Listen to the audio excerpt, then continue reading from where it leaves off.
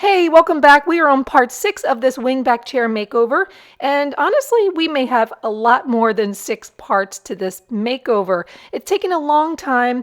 If you recall, I'm making over the $60 wingback chair that I got from the thrift store, and I was doing it as part of an upholstery class. Well, the class has since ended, and this is where we left off. We had the bottom of the chair done, the seat, and now we were ready for fabric and cutting out the fabric. So you will see that in today's video where we did get started with some parts of the arm, and we'll jump right into it. So where I left off from the previous video is that I had the springs done, but now it was time to cover the back. I did that at home. You can see here on the back of the chair that I did staple it up on the frame, and on the front I stapled it along the body of the chair. So that looked pretty good. Now I want to point out to you a part here where the webbing is. Because there was not a strong, thick structure there, like a piece of wood, we actually tripled up the webbing so that we would be able to pull our fabric on the arm tight through that space. So the instructor thought, okay, let's just triple up that webbing and then staple it to the frame, and then that'll give us a nice rigid structure to pull that fabric through when we're ready to staple it. So that's what we did. To add the burlap to the side, you see that line of white stitching? Well, that's where I had to hand stitch the burlap to that thick piece of webbing. So that's what I did. But for the rest of it, I was able to use the staple gun and to just staple it together and, to the frame, and it was fine. I did pull it taut and then flipped it back about an inch and continued to staple. So the other part of this chair that we worked on is the wings.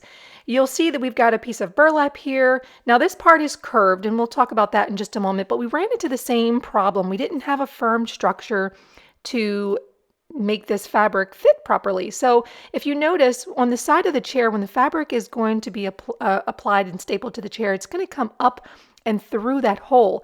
We didn't have a piece of wood there, so the instructor had a great idea to just sew a piece of webbing onto the base of that burlap, and that should create a nice little narrow spot to kind of pull that fabric tight. So we'll see how it works when we're ready to start applying it. And for stapling the rest of the fabric, pull it from side to side and then staple, and it should give you a nice curve. Now I only had enough time to do one side of the chair, so I still have to do the other wing and the other inside arm. So let's listen to the instructor explain how we need to measure the front part of this chair to create that pattern. 10 inches. So another 10 inches there. Upside. And then I'm measuring the front, which is 28. So 38, 48 piece, 48 inches long. Okay. By Oh yeah, because we have to account for it slipping underneath, right? By 14 inches tall. Okay. 48 by 14. So I cut a rectangle 48 inches wide and 14 inches tall. This is so that we had enough fabric on both sides to pull that tight and pull it under and staple. Okay, we have a rectangle. So let's say this is your fabric. And it's 48 here. And 14. What's going to happen with this fabric is it's going to come going around here. We have about 4 inches here. And so it's going to be folding, let's say. Not fold, but like a fold. Here. And one on that side. And going so, it's going to be 40 from the center. It's going to be 28 in the middle. That's how it looked at the beginning, right? So this is the whole front. 28 here to there. That's 28. That's the front of the seat. So this would be the corners of the chair. So I'm going to have a little cut here, V-cut, and a V-cut, whoops. V-cut And that's here. going around the arms, the V's. The V's are here, this corner Oh, okay. and that corner. What I Yeah, because that's right, because it's going to, by sewing those notches together, it'll create that V. Yes. So Okay. it's going to go in, and then after that, we're going to have a little. So we need our fabric too. After that corner goes in, it's going to have something like this going. So it goes in and out. So let's go with these two guys first, and then we will go with the. So it's gonna be 28 here, 28 there, and the depth here is 4 inches. That's 4 inches. So this is 28. What is that? From this point to that point is 28. Oh, okay. That is 4 inches tall. Mm-hmm. And 4 inches, that being the 4, that should be 8 inches from here to there. So this is essentially what he was trying to explain on the piece of cardboard, is that with these cuts, we need to be able to sew them all together, and it creates that piece that goes on the front of the chair. So let's actually look and see how he created this. When working with fabrics, you always want to mark the center of your fabric. So you see that little notch right there at the top of the fabric? That's where we notched our fabric, so we know that's the center. And then we measured over 14 inches to the left and 14 inches to the right, because we needed to create a V. So the V was going to be 8 inches wide and 4 inches down. And using the yardstick, you see here that he draws the lines to make this V. Now we did this for the left, and we did this for the right. When that V is cut out and those two pieces are sewn together, it will make a mitered corner. And that's what we needed for the corners of this chair seat. Now, is this typically how you would do pretty much any chair similar to this? I'm just wondering, like, you know, if there's another chair that I'm doing, how do I know, like, okay, make So the 4-inch cuts? That's one way. The other way, easier way, would be just having the seam right here.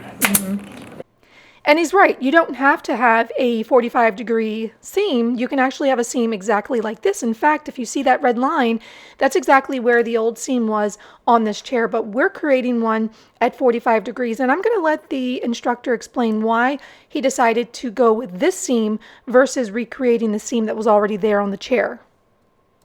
This is a little bit more difficult doing planning for it. Being velvet, on that you wouldn't really notice the difference. Having a seam here, you wouldn't have seen it much. In case of velvet, if it's different direction, all of a sudden you will see dark light. Yes, right. So that's why I'd rather go in. Okay. So that's the reason I did this. So because of the nap of the fabric that can look light and dark, we had to go with the mitered corner so it looks better. So let's go ahead and test fit it and see how it looks. So here we need to make a cut. Take this out and allow that to turn in and being sewn to itself. And then going back there. You kind of lost me on that part. Yeah. I understand the corners, but you lost me on that part. So from the corner we need to go, I think about 4 inches. This is where he started to lose me a little bit, because I understood the mitered corner concept, but I just couldn't wrap my brain around the other cuts that we needed to make in order to get this thing to fit. But the way that he drew it here is that he drew a line 4 inches down and 6 inches over. And here you see him drawing where the cut line is going to be, but he also drew in the seam allowance. So I just needed to cut out those little rectangles and trust that he knew what he was doing, and that as I was putting it together, it would make more sense. Now, those parts that you see there that we're cutting out, he did it for the right side and he's doing it for the left side. Those parts are going to attach, or at least one small part of it will, to the lining. This is the lining that will actually go over the seat of the chair. So when I got started to actually sewing that together, I made some mistakes, and so I'll have to fix that. But, you know, as confusing as it seems, I think once you get it together, once you start sewing it, it makes more sense. But being a newbie, just didn't know. So we have 48 inches wide, just to give you the dimensions. It was 14 inches tall, and then those, you see the little notch in the middle, but we went down 4 inches. The width of those V's were 8 inches. And then the parts that we just cut on the side, they were 6 inches and again 4 inches. And don't forget to notch the top and the bottom of your fabric. Before sewing the fabric together, we did another test fit. That goes there. That comes to here and goes there. So this little corner is going to be covered too. Good, good. So don't be mad, but I forgot to get some footage of us sewing the pieces of these V's together to create this mitered corner, but I do have footage of us testing it out and it did work. The next thing we needed to figure out is how are we going to attach this velvet to the lining fabric in order to cover this seat. We put a notch at the bottom of the fabric and measured 14 inches to the right and 14 inches to the left. And then we matched up those notches so that we can join the fabric together. And here is how we're going to sew them. Okay. Gonna sew that here. Coming to this point. Gonna stop the needle right at that point. Turn this around. And we're gonna continue sewing that way. Okay. And right there, we're gonna fold this back. I'm gonna stop here. Okay, fold that back and stop there. And then we're gonna take these back down. And we'll stitch on top of it. And the same thing happens on that side. So you start sewing all the way to the middle here. And I usually make a cut right to the corner. This. And then lift the needle into the fabric and start turning this. And then we're going yes. there. On the edge of the fabric to be on that line. Okay. So Gotcha. I measured and added half an inch Okay. and half an inch for Okay. this purpose. Here and then when you get fold this back and sew. Okay. Okay, and the same thing on that side. So I will show you in the next video how that seat cover actually turns out, because my first attempt, I got it wrong and I did not have time to fix it. So let's jump over to the arms, and the instructor is showing us how to make a pattern using chalk. So to create a pattern for this arm, you'll see we're using a piece of chalk and a fabric just pushed up against there and just outlining it. And at the top and the right hand side, you'll see there's a 1/2 inch seam allowance. So we're just very lightly running that chalk along, and this is going to be our sewing line. So we'll want to have some extra fabric for the seam allowance.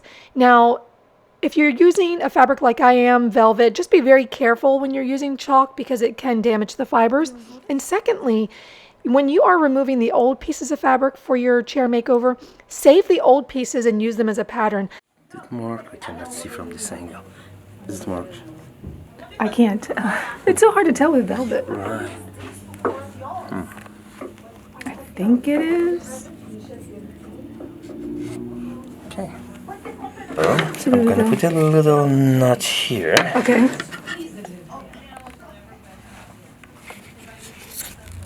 Like so. So I'm going to come here and follow that curve.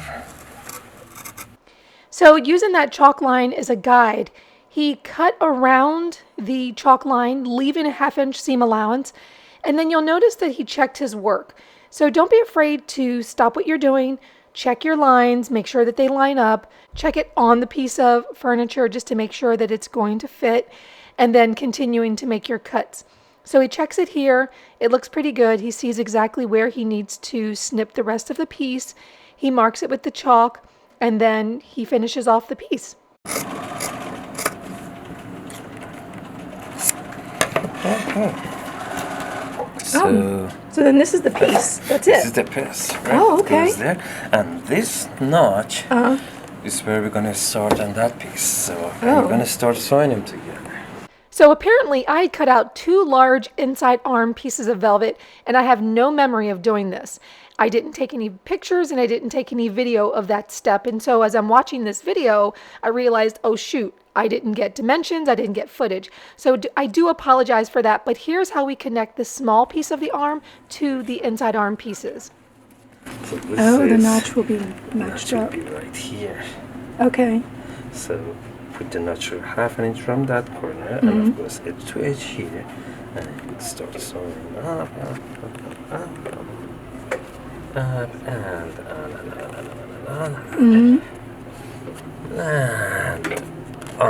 like there. Oh my goodness. And then you go back and you start sewing down. Since you have started here, how did you start? There it is. Right here, yes. So start from that corner, Right. okay. So it is sewn now, up all the way up there. Now you gotta flip it back and start sewing. Okay, Sewing. gotcha. So let's make a mirror image Okay. of this. And that piece. All right. I laid the cutout arm piece on top of another piece of velvet and cut it out. And now let's see how we actually measured for the cording. Okay. When you're trying to find out how much cording you need, you can just lay it out on your piece of furniture to see how much you need. He stopped here at the top, which is technically half of the arm piece, and then he just doubled it, and then just measured it. That's 36. And 7 is 40, 43, and a little bit more. I think 45, 40, yeah, 45 is safe. 45. The next step for this project was to cut strips of velvet to make the cording for this chair. Now, I didn't have to do cording, but I thought it would look really, really nice with the velvet. But the way that the teacher explained it is that we have to cut it on an angle, which you see here. The reason why is because if we bend it like this, it's going to create a bare spot. This fabric has a nap, and so when you try to bend it on a bias, which means it's at an angle, it just looks nicer. When you try to do it straight across and you bend the fabric, it's going to look bare, and we don't want that to be how our piping looks. So the teacher did a lot of strips of probably about I want to say about 1.5 inches thick strips of velvet, and then I cut them all out. So to make the piping with the cording that we just cut out on the bias, we needed to make a T with 2 of the strips. And then where you see the red dotted line is where our stitching needed to be. But here's the thing. If you don't be mindful of where you are with your nap, if you're using velvet, you'll end up like this, where you see where my index finger is, it's very dark. Where my thumb is, it's very light. You don't want dark to light. It just doesn't look good. It looks very unprofessional, and I didn't notice. This is what you want it to look like. You want it to be dark to dark, and that's how it's supposed to look like. So I actually needed to redo some of these. I had to cut it and restitch it.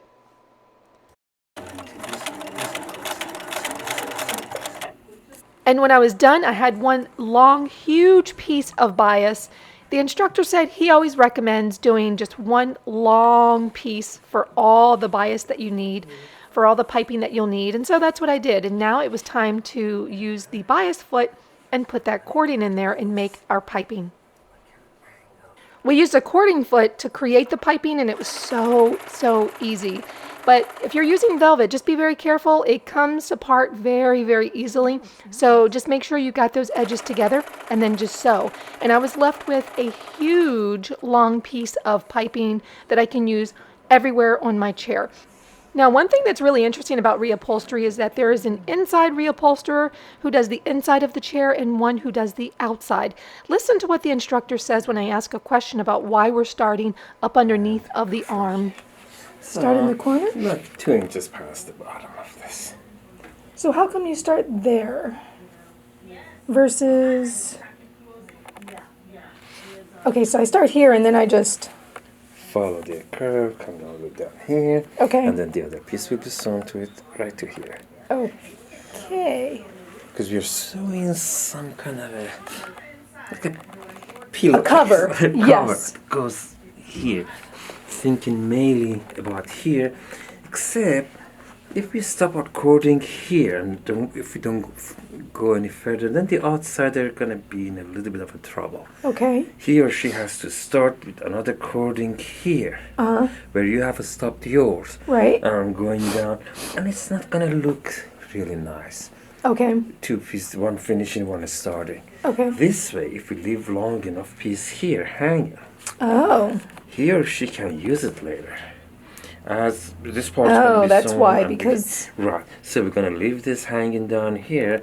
When he or she gets to it, they would just continue this and put it on, Right. and then they put their Okay, because that's considered the outside of the right, chair. Right, Gotcha. this part of the outside. Gotcha. Of the chair, we'll leave it for the Okay. outside. Okay, this is where you would start with this. Can we pin it? Yes, we can.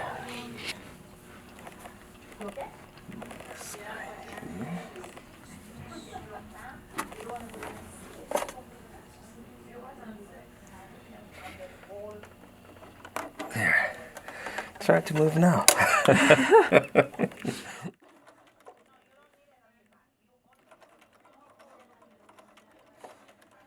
In order to easily sew around the corner, the instructor is creating little small slits in the piping so that it'll turn very easily. And we're still using the same cording foot.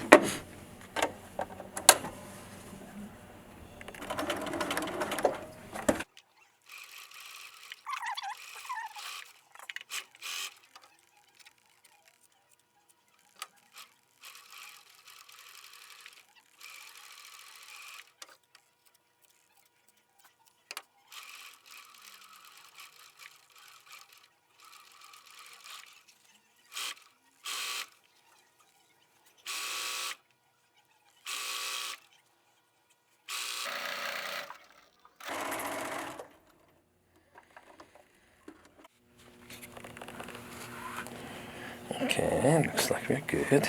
Looks good. Okay. And we'll eventually end up here. Good, good, good.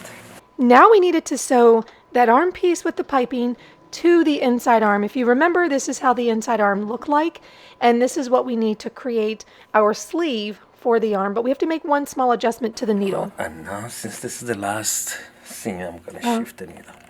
Okay. And then, yep. How many, how far over are you moving the needle? One step. One, okay. So now I should be fine.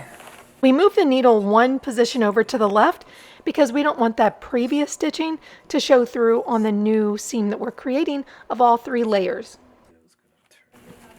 That's where the needle is gonna turn.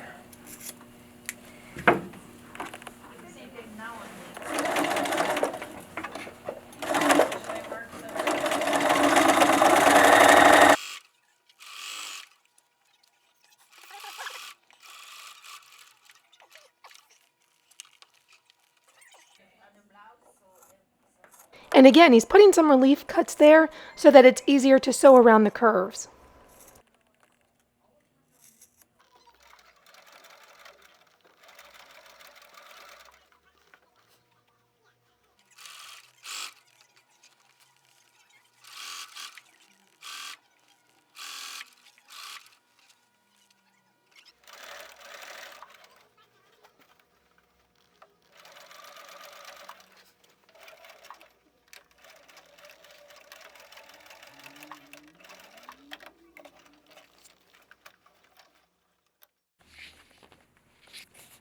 So we test fit the arm and it looked really, really good. And the reason why the instructor helped out so much with this part of the process is because this was my last class. I was not having any more classes. So we really wanted to at least try to get one arm done. Even though we didn't get a chance to staple it on, we did get at least one arm constructed. So now that I've seen one arm, I feel confident that I can do the other one and have it turn out. He was nice enough to walk me through the next steps because I will have to figure this out on my own. So listen to what he instructs me to do to finish this chair. So let's see if we can do it. Here it goes. So this will go in place like so.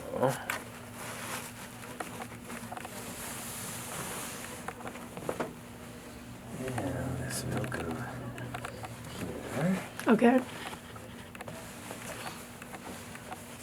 In exact final location, so it's very important it's in the right place. Okay. Corners and everything matching.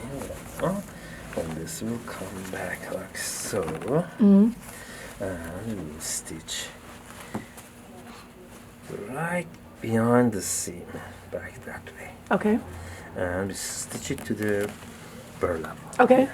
all the way to here. And then one layer of dacron goes here. Okay, one layer of dacron. Maybe a layer. Is this the dacron? more. That's cotton batting. That is good. Oh. Maybe we should put that one because I see little ups and downs here and there. So, yeah, let's put a layer of cotton batting. Of this? Right. Okay. Let's try, especially this particular one, the last, this little hole. Let's fill that up, make it level. Okay. And then a layer of that cotton batting over Okay. it. Comes to this edge, Uh-huh. making sure it stays in place. And pull this back on it. Okay. And at the corners, you go from the corner of this piece to the corner of the chair, cutting angle, Okay. and the same back there. So that piece, the middle piece goes through there. And then the sides go down. And then do I Now, staple that? You need to cut here also. Okay. To fit around there. straight. Yeah, this one would be straight and straight cut. So those two will go down. And then do you just trim this? Now this one we will try Just to tuck it. send it down here, Okay. and if we can, we'll catch it from the bottom. Okay. It's not going to be easy to catch it from the bottom. Even Okay. if we get a little piece of it and staple it, that would be great. If not, just push it down. Okay. Here. And then a layer 2 padding underneath here, Okay. and then padding here and there, and Yeah, it sounds so easy, right? Yeah, gotta be done in the crowd.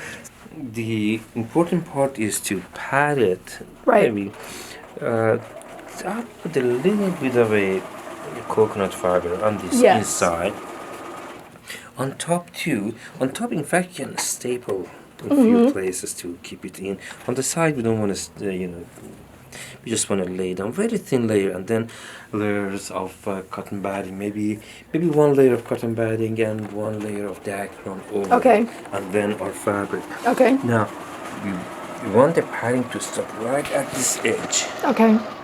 and right at this edge here. All right. Padding comes and stops right there. Okay. Right here. So the outside will be left alone Okay. for the outside upholstery. And what else? And there was padding in there too, right? Inside here? Yeah. Yes, you can fill it up with padding, or you can just cover it with a piece Just cover. Okay. and then put one layer of padding, preferably dacron over it. Okay. And that's it. And then back here, we'll do pretty much the same as the seat. So we'll fill in Exactly. with the coconut fiber Sure. back here. Right. And then I have to stitch these down. Yes. And I have to stitch, maybe not as extensive, but That does stitching exist. Right. the coconut fiber and then another layer of burlap and then stitch it all together. Sure. And then how many layers? Is it just one layer of this and then the dacron? Depends on how it feels. Probably maybe 2 layers of that. Okay. Depends on how the back feels. Okay. You should not be able to feel the springs Right. or any of these nuts and stuff. Okay. So put a layer and then put the dacron and then touch it and see how it feels. Okay. And not just the feel. I mean, you should not feel anything, and it should look good too, visually Okay. too. And if it's not good, then maybe another layer of cotton batting. Okay. But definitely cotton batting over the coconut fiber, so we don't want the dust to come Right. into your. And then the curve ease when I'm finishing the back. So I'm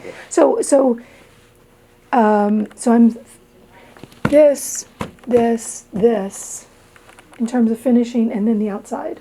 So inside arm, inside wings, Yes. inside back, Uh-huh. and then And then the seat? sit first. Sit is the Yeah, because okay. seat, inside arms, inside wing, inside back, Mm-hmm. and then for the outside it's going to be outside wing, outside arms, and then outside back. Okay. And the bottom.